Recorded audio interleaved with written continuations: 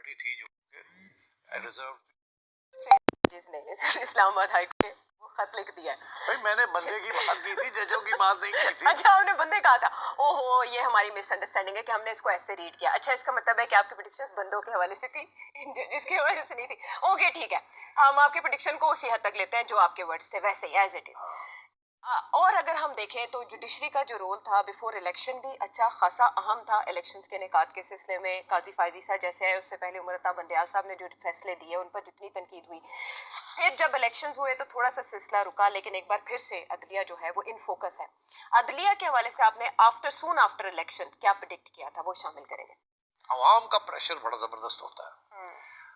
Judiciary ने देखा है कि अवाम ने वोट डाल दिया पीटीआई के लिए, अब जुडिशरी भी तो अवाम से ही है ना, तो अब जुडिशरी भी उसका भी रवैया और तब्दील होगा। पहले भी मैं समझता हूँ कि मेजॉरिटी जुडिशरी पीटीआई के हक में थी, इमरान खान के हक में थी।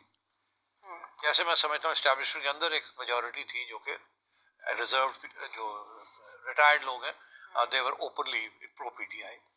अंदर क्या हालात है वो हमें पता नहीं है, मगर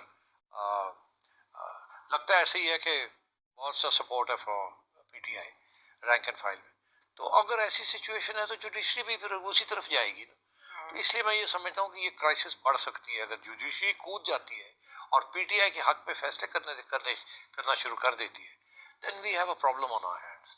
और एक इम्प्रेशन इस्लामाबाद हाई कोर्ट जिनके जजेस ने खत लिखा है उस हवाले से ये है कि ज्यादातर प्रो पीटीआई फैसले आते हैं वहाँ से, इस्लामाबाद हाई कोर्ट से। अगर रिलीफ लेना हो तो कहा जाता है कि इस्लामाबाद हाई कोर्ट चले जाए।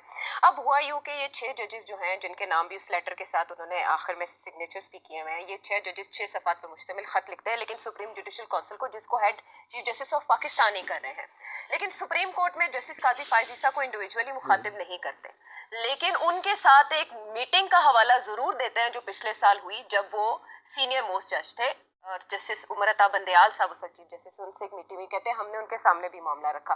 कुछ लोग इसको इसलिए भी शक की निगाह से देख रहे हैं कि 2 लेटर्स पहले भी इस्लामाबाद हाई कोर्ट के चीफ जस्टिस साहब को, जस्टिस आमिर फारूक साहब को लिखे गए हैं, लेकिन वो सामने नहीं आए उस तरह से, और ये खत आ जाता है सामने और जिसमें बताया जाता है कि किस तरह से जजेस को उनकी फैमिली को हैरास किया जाता है। चले वो जो भी खत के मुंदर जाता है आपके सामने है और सबने पढ़ भी लिए।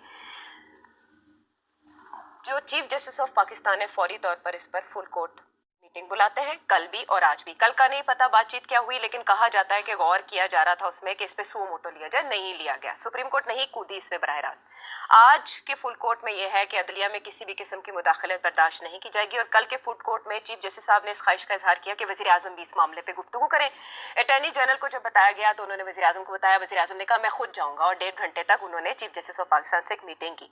उस मीटिंग में इस बात पर इत्तफाक किया गया कि एक कमीशन बना दिया जाए, और अब उस कमीशन की जो सिफारिशात है या कमीशन बनाने की जो सिफारिश है वो कैबिनेट के सामने रखी जाएगी और मंजूरी ली जाएगी। सवाल यहाँ ये पैदा होता है, एक हफ्ता पहले जस्टिस शौकत अजीज सिद्दीकी का मामला और अब इस्लामाबाद हाई कोर्ट के इन 6 जजेस का खत, एक ही मुखातिब है, टारगेट एक ही है कि मुदाखलत होती है, कहीं से फैसलों के लिए दबाव आता है। नाम ले लिया था जस्टिस शौकत अजीज सिद्दीकी साहब ने डायरेक्ट, इधर नाम नहीं लिया गया, रेफरेंसेस दिए गए। क्या फर्क है दोनों मामलात में? बहुत सारे सवाल तुमने इकट्ठे कर दिए हैं, कहाँ से मैं शुरू करूँ? मेरा ख्याल है मैं अपना मौक़िफ़ आपको बता देता हूँ, फिर खुद ही समझ आ जाएगी कि किस सवाल का क्या जवाब है। देखिए, पहली बात तो ये है कि ये तो एक आम तासुर है कि जजेस के दरमियान, जजेस के ऊपर प्रेशर पड़ता है। पुराने ज़माने में हुकूमत की तरफ से, जैसे हम एग्जीक्यूटिव कहते थे, हमेशा हम कहते थे the judiciary is a handmaiden to the executive. Executive के पास उस वक्त बड़े पावर्स होते थे, अपॉइंटमेंट्स, प्रमोशंस वगैरह के। तो इसलिए जैसे सिविल सर्वेंट्स के ऊपर होता है, पहले पुराने ज़माने में जजेस के ऊपर भी होता है। तो हम कहते थे कि जजेस के ऊपर जब प्रेशर आता है from the government of the day, तो वो बर्दाश्त करना मुश्किल हो जाता है। बिल्कुल। उसके बाद क्या हुआ कि जजेस मूवमेंट के बाद, लॉयर्स मूवमेंट के बाद, जुडिशरी अपने आप को उन्होंने आज़ाद कर लिया from the pressure of the establishment. Promotions और सीनियरिटी प्रिंसिपल्स वो खुद ही कर लिए, ट्रांसफर्स। तो ये फिर गवर्नमेंट रास्ते से हट गई इन द सेंस से हटा दी गई। फिर अगर गवर्नमेंट तो ऑफिशियल लेवल पे करती है ना जो कुछ करती है, तो फिर आ गई एस्टैब्लिशमेंट। एस्टैब्लिशमेंट में पुराने ज़माने में कोई डायरेक्ट इंटरवेंशन नहीं होती थी किसी किस्म की भी। वो भी जो भी उनके अपने तहफ़्फ़ुज़ात होते थे, प्रॉब्लम्स होते थे, वो गवर्नमेंट ऑफ द डे को कहती थी कि ये देखें नेशनल इंटरेस्ट के ख़िलाफ़ है, ये है वो है, तो आप देखें। मगर अब सूरत हाल ये है कि वो तासुर यही है कि वो डायरेक्ट इंटरवेंशन भी करते हैं, जैसे उन्होंने अब पिछली 2 इलेक्शंस में की है, तो ये तो इंटरवेंशन होती है। अब पहले ये चीजें छुपी रहती थी, अब बिकॉज ऑफ सोशल मीडिया वगैरह सारी बात आ जाती है, और फर्क नहीं है, हमेशा ऐसे होता रहा है। अब क्योंकि सोशल मीडिया है और तो सारी बात बाहर आ जाती। और फिर ये कि पहले ये होता था कि एक आध पार्टी बाहर रह जाती थी जिसको फिर भी प्रॉब्लम्स होते थे और वो बात बिल्ली बाहर निकाल देती थी। अब ये है कि सूरत हाल ऐसी है कि एक पार्टी मिल जाती है और दूसरी पार्टी बाहर बैठी होती है। जो बाहर बैठी होती है वो भी कतराती है एस्टैब्लिशमेंट का नाम या इन्वॉल्वमेंट का जिक्र करना, क्योंकि वो चाह रही होती है जो बैठी हुई है उसको एस्टैब्लिशमेंट निकाले और हमें ले आए। खान साहब ने भी यही किया और अब भी वही हो रहा है। तो अब वो जो है ना कि पार्टी, सियासी पार्टी की तरफ से एस्टैब्लिशमेंट की तनकीद करना वो बिल्कुल ही खत्म हो गया है। और मीडिया के ऊपर बहुत सख्त प्रेशर है कि आप नहीं कर सकते, नहीं तो छुट्टी हो जाएगी। और उधर से जजेस के ऊपर प्रेशर है और वो नेशनल सिक्योरिटी इंटरेस्ट और एस्टैब्लिशमेंट के इंटरेस्ट और गवर्नमेंट के इंटरेस्ट, तो इस किस्म की चीज़ें चल रही हैं। और अफसोस इस बात का है कि जो जजेस आए हैं, जो चीफ जस्टिस बने हैं इफ्तिखार चौधरी के बाद, वो कमज़ोर लोग थे। उनमें से कोई भी नहीं खड़ा हो सका टू विथस्टैंड दिस प्रेशर या निगोशिएट दिस प्रेशर। देखिए, प्रेशर को ज़रूरी नहीं होता ना कर देना, या ज़रूरी नहीं होता उनके आगे झुक जाना, थोड़ी सी निगोशिएशन भी होती है ताकि हर इदारा जो है उसका थोड़ा बहुत असर रसूख रहे और मिलजुल के काम करें। ये कहीं नहीं होता कि जी टोटल इंडिपेंडेंस हो जाती है, there is no such thing. Judiciary is not independent, fully independent anywhere in the world, it's a part of the state. जैसे कि आईएसआई स्टेट का हिस्सा है, फौज स्टेट का हिस्सा है, ब्यूरोक्रेसी स्टेट का हिस्सा है, जुडिशरी भी स्टेट का हिस्सा है। गवर्नमेंट स्टेट का हिस्सा नहीं है, मीडिया स्टेट का हिस्सा नहीं है, मगर बन सकता है। मगर सो इसलिए ये जो रियासत के अदारे हैं, they are all part of the state, तो लेन देन चलती रहती है, but they are all linked together.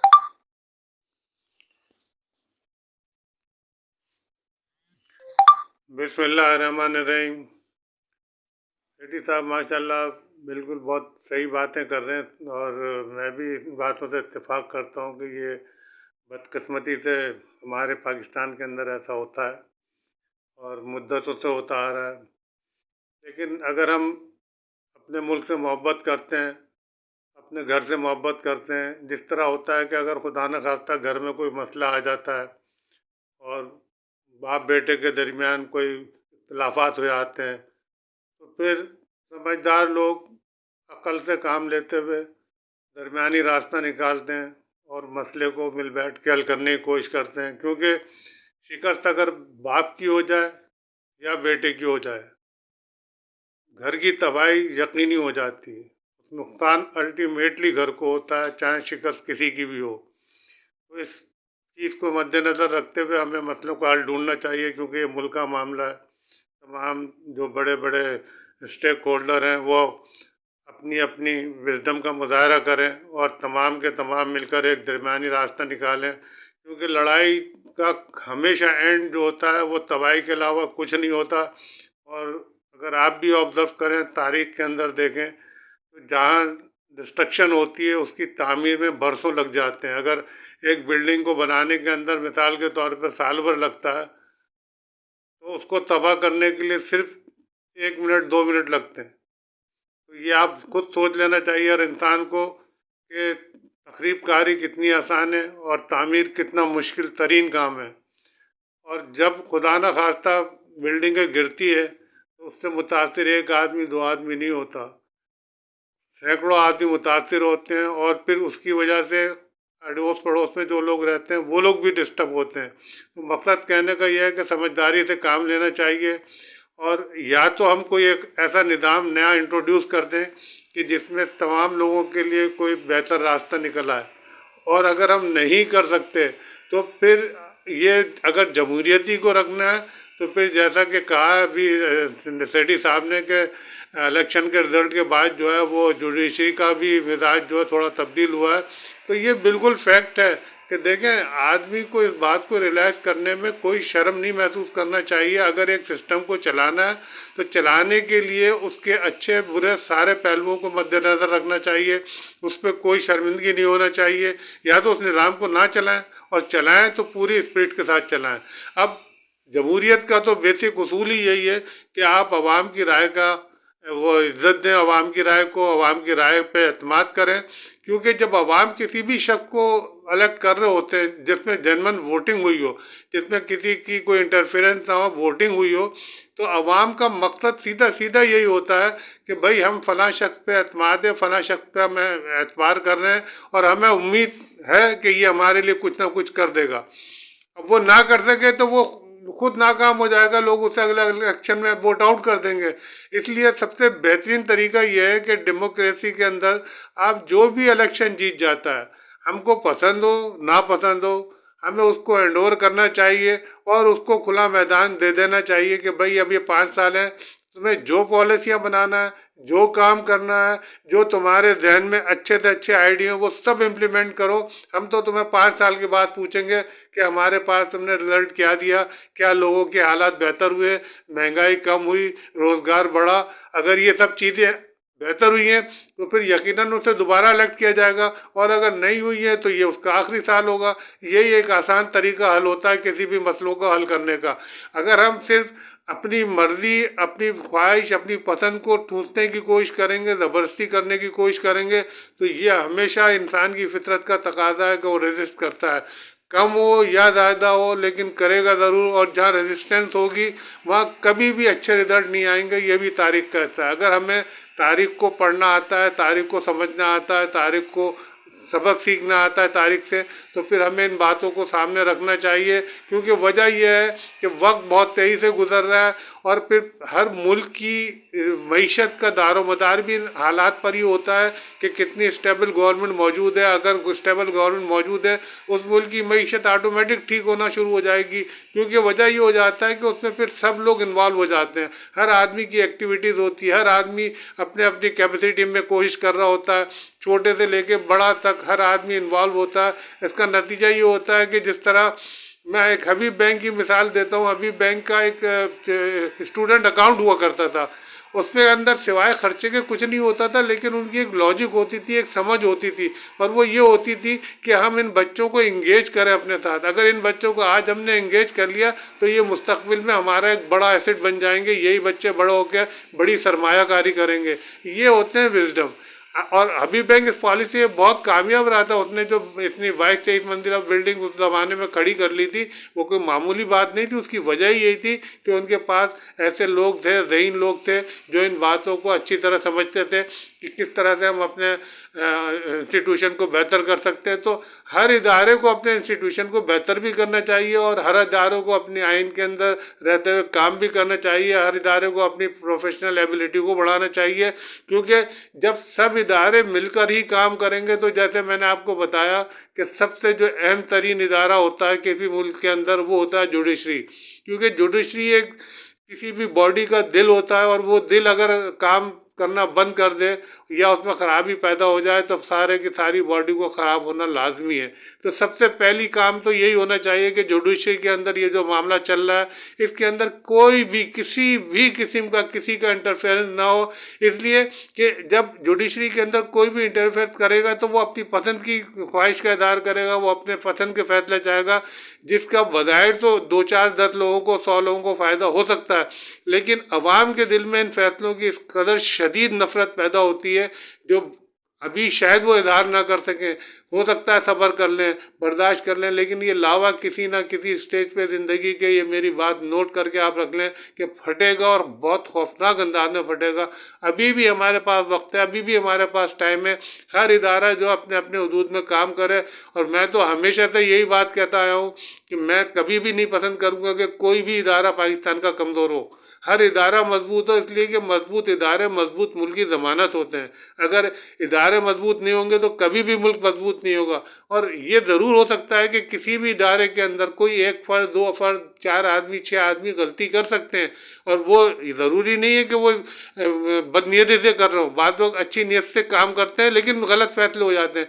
तो गलतियां हो सकती हैं, लेकिन उसके नीचे जो बाकी लोग सेक्रीफाइस कर रहे होते हैं, जो इदारों में लोग कुर्बानियां दे रहे होते हैं, जो हार्ड वर्किंग कर रहे होते हैं, उनकी भी जो मेहनत है वो ज़ाया होने लगती हैं। तो हमें उस बातों की इस्लाह करना चाहिए, हमें उन बातों को ठीक करना चाहिए जो हमारी मईशत को तबाह कर रहे हैं, हमारे मुल्क को तबाह कर रहे हैं, हमारे इदारों को तबाह कर रहे हैं। अगर आज भी हमने तवज्जो नहीं दी तो ये तो फिर साफ नज़र आ रहा है, दीवार पे लिखा नज़र आ रहा है कि अगर मईशत दिन ब दिन कमज़ोर होती चली गई तो खुदा न खास्ता जितने भी लोग हैं इंडिविजुअली एक एक पाकिस्तानी इससे मुतासिर होगा, इदारे तो होंगे ही होंगे, मुल्क तो होगा ही होगा, एक एक सिंगल आदमी भी उससे मुतासिर होगा। और फिर ऐसी कमज़ोरियों से बैरूनी क़ुव्वतें जो हैं वो फ़ायदा उठाती हैं और उनके लिए टारगेट करना आसान हो जाता है। अल्लाह ताला हम सबको सही फ़ैसला करने की तौफ़ीक़ अता फ़रमाए। पाकिस्तान जिंदाबाद।